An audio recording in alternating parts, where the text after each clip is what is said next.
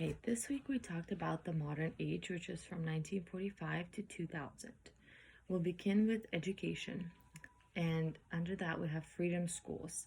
These were temporary and free schools set up for African American students in the South, and they used abandoned buildings to set up these schools in because their other schools were not available and they were only for white kids. We have Brown versus Board of Education. Was found that children from 4 states argue that segregated public schools were inherently unequal and deprived them of equal education.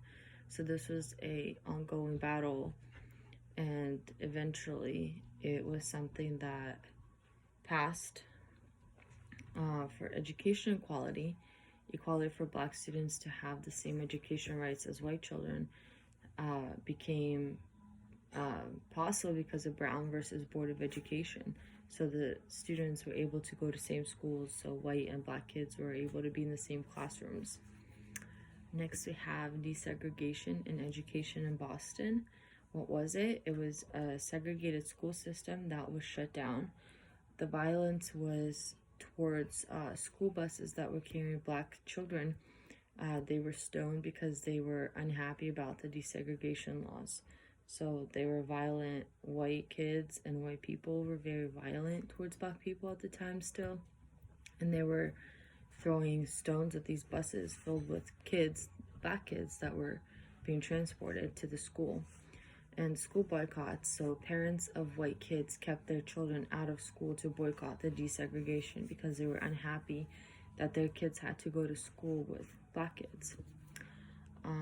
Next we have more. So special education law was programs for children with special needs such as brain injuries only became more prominent in 1940s. Before that, they were not very popular, and nor were they taken seriously. So this became a big deal because kids with special needs were also given the same opportunity in education as other students.